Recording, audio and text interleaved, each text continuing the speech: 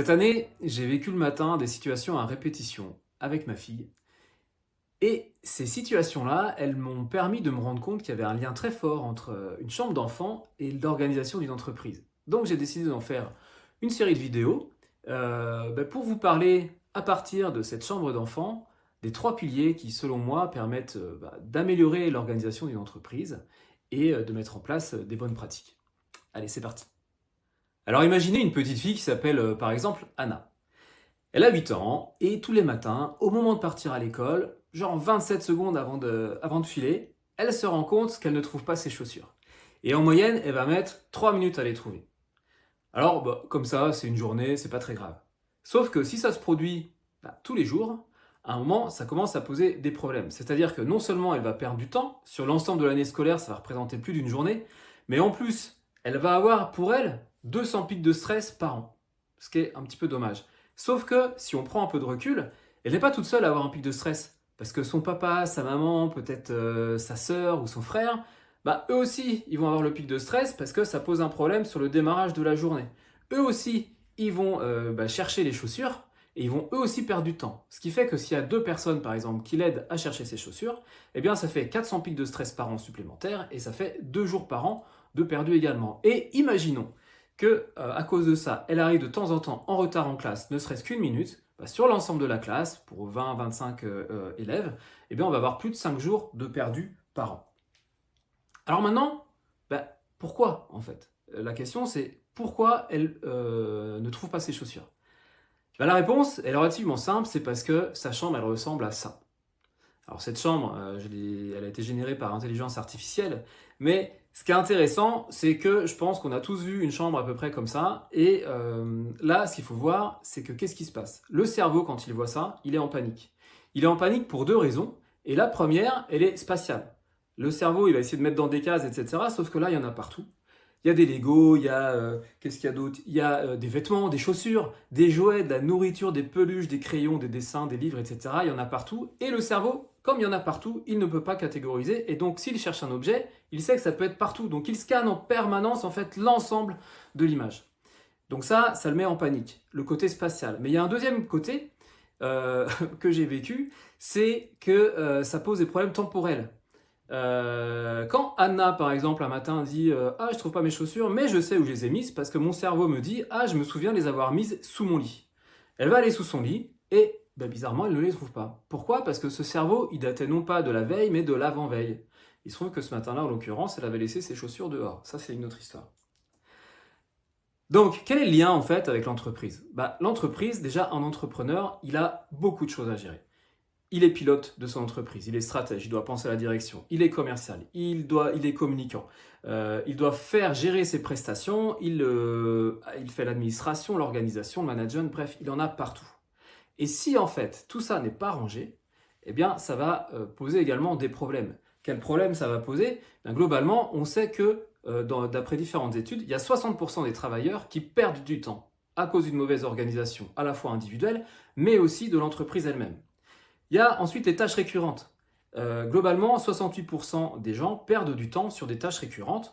En termes de recherche d'informations, en moyenne, c'est 2 heures par semaine. Et en plus, on va perdre en moyenne 4 heures par semaine sur des efforts dupliqués. Ça veut dire que si un de vos collaborateurs s'est fait un fichier dans son petit bureau pour faire une tâche, peut-être qu'un autre collaborateur s'est fait un fichier qui ressemble grandement au même, qu'il met lui-même à jour, et donc les tâches sont faites 2 fois.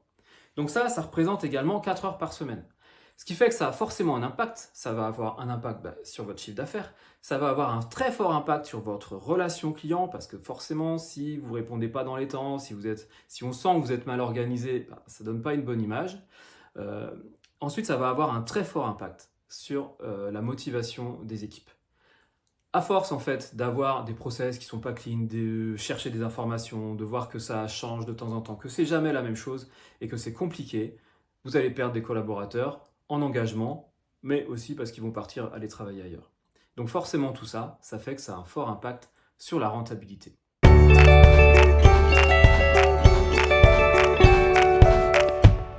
Sur quel pilier il faut s'appuyer pour améliorer l'organisation et quel gain ça peut avoir.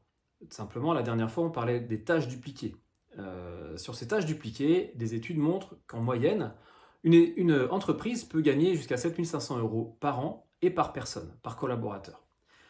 On estime aussi que dans certains secteurs, la mise en place de process va permettre de générer 10% de marge bénéficiaire en plus. Donc pour ça, c'est des choses qui sont importantes. Et pour moi, il y a 3 piliers essentiels sur l'organisation d'une entreprise. D'abord, il y a la méthode. C'est-à-dire, déjà, à partir du moment où on constate qu'il y a des améliorations à faire sur l'organisation, comment on s'y prend? Donc comment on s'y prend, ça va être voilà, par quel bout on le prend, comment on attaque, qu'est-ce qu'on met en place, comment on analyse, qu'est-ce qu'on produit pour pouvoir améliorer l'organisation d'entreprise. Quel plan on se donne en fait. Le deuxième pilier, là, ça va être les outils. Parce qu'on peut avoir une bonne méthode, une bonne vision, des beaux principes. S'ils ne sont pas accompagnés par des outils simples et opérationnels, cette méthode-là, en fait, elle va juste pas être applicable. Donc les outils, pour nous, c'est vraiment un point qui est très important. Et enfin, le dernier point, c'est les comportements. Parce que c'est vous, c'est vos équipes qui au quotidien faites que l'entreprise elle est organisée. Or, s'il y a des choses à améliorer, c'est qu'il y a des comportements à modifier. Et pour changer des comportements, là aussi, ça ne se fait pas du jour au lendemain. Il y a besoin d'un accompagnement précis et d'un accompagnement sur mesure, régulier, qui va permettre de mettre en confiance, de valoriser, etc. etc. Donc, les 3 piliers pour améliorer l'organisation d'une entreprise, c'est 1. Mettre en place une méthode. 2. Mettre en place les bons outils. Et 3. Améliorer les comportements.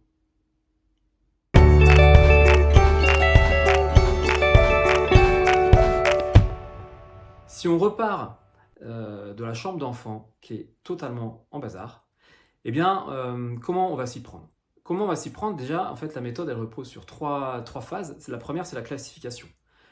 On va regarder tout ce qu'il y a dans cette chambre et puis on va commencer à regarder finalement les types d'objets. C'est quoi les types d'objets qu'on a dans cette chambre? On a donc des vêtements, des livres, des jouets, etc. etc. C'est quoi les types d'utilisation qu'on va avoir? À quoi ça sert? Comment on les utilise? C'est qui les utilisateurs? À quelle fréquence c'est utilisé?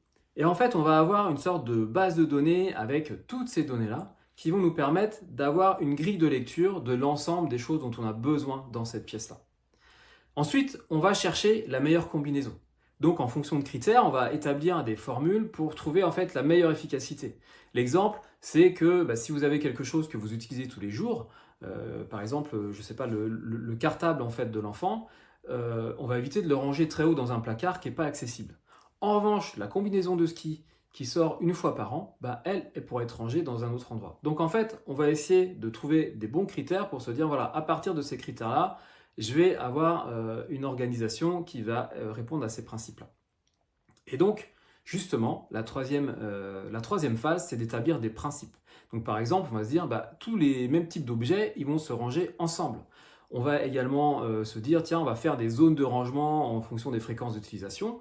On va aussi pouvoir dire, le principe, ça va être de prendre une demi-heure par semaine pour ranger la chambre et maintenir chaque semaine l'ordre. Mais ça peut aussi être de dire, non, c'est un rangement au fur et à mesure.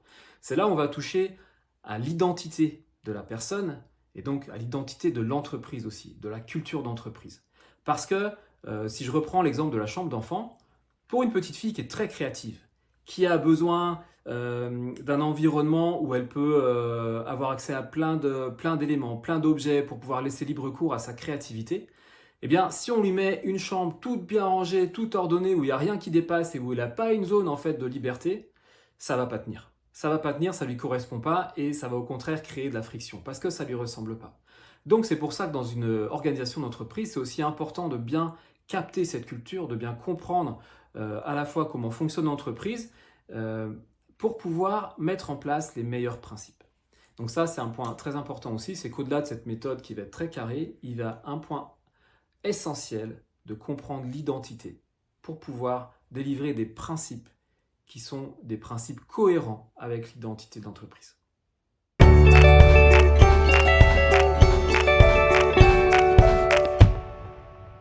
Pour repartir de la chambre d'enfant, les outils, ils vont être tout simples. Au départ, ça va être des étagères, des placards, peut-être des boîtes de rangement, mais ça ne sera pas suffisant. Peut-être on va utiliser des gommettes, des étiquettes pour indiquer sur justement ces différents éléments ce qu'il y a dedans. Mais là encore, ça ne va pas être suffisant. Peut-être que pour un enfant, on va aller chercher des symboles, peut-être des dessins qu'on va mettre sur tout ça pour voir où sont les Lego, pour voir où sont les livres. L'idée, c'est de trouver en fait des outils qui parlent tout de suite au cerveau sans qu'il y ait besoin de réfléchir. Si on met un code couleur en place, par exemple, il faut se dire alors le jaune c'est tel type de jouet et puis le vert c'est tel autre type de jouet. Mais en fait, ça fait un effort dans le cerveau alors que si on les voit directement, pour le cerveau c'est immédiat. Là, c'est pareil pour les outils que j'ai pu voir dans certaines entreprises. Il y a parfois des outils qui fonctionnellement font un boulot super. Sauf que déjà, ils sont très moches, donc on n'a pas envie d'y aller. Et en plus, leur utilisation est compliquée. Une fois, il faut cliquer là, puis après, il faut revenir en arrière, puis ça ne fonctionne pas toujours de la même façon. Le bouton, il n'est pas toujours de la même couleur. Là, il y a des principes du X en fait qui sont hyper importants pour l'adhésion en fait de vos collaborateurs. Un point aussi sur les outils, ça va être un emploi du temps. Si on a dit qu'il fallait 1 heure par semaine pour ranger la chambre, on va mettre en place un emploi du temps pour dire ok, c'est à quel moment cette heure-là, et en fait ça ne bouge pas. Donc ça, si ça marche pour une chambre d'enfant, pour une entreprise, on va utiliser d'autres types d'outils bien sûr. On va utiliser peut-être des tableaux de bord, des modèles de documents, mais surtout on va mettre en place des process. Là encore, la notion d'emploi du temps, on va mettre en place des plannings qui soient clairs. Sur l'espace de travail, que ce soit des ateliers, des bureaux, là aussi, il y a énormément de choses à faire. À la fois dans l'espace, bien sûr, mais à la fois également sur la partie numérique. Comment sont stockés vos documents, comment ils sont accessibles. Sur les outils, il y a beaucoup de choses qui sont aussi améliorables en mettant des automatisations en place. On peut aussi, pourquoi pas, créer complètement des applications pour gérer les tâches, pour gérer, je sais pas, la charge mentale, générer des idées, suivre les heures. Il y a plein de choses qui sont possibles. Et tout ça, en fait, vous avez un trésor entre les mains en mettant en place les bons outils qui vont avoir le meilleur effet d'efficacité sur vos équipes.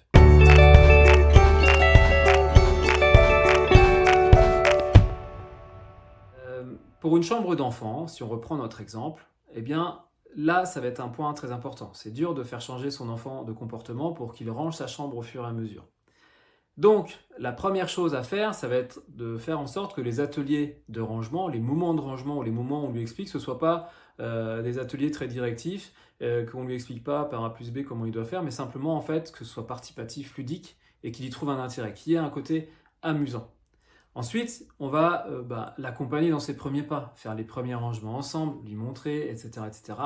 Valoriser tous les changements et qu'il se rende compte également de l'impact positif que ça a sur lui et de sa capacité à faire.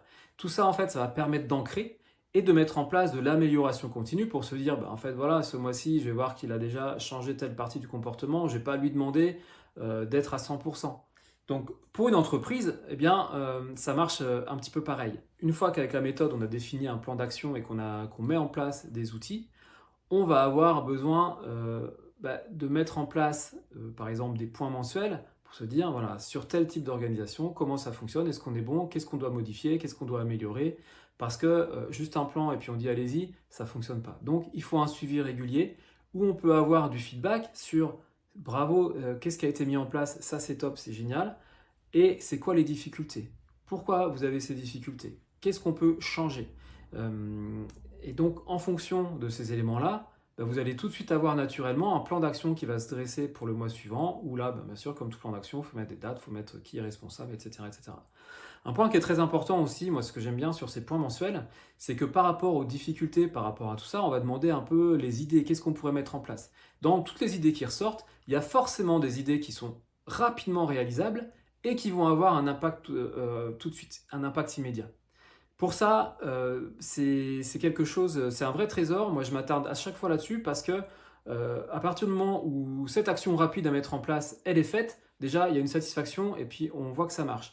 Quand on voit en plus les effets, ça va ancrer encore plus le comportement parce qu'on voit tout de suite que ça a fonctionné et donc on est encore plus enclin à aller modifier d'autres comportements parce qu'on voit que ça a du positif pour nous et en plus pour l'entreprise.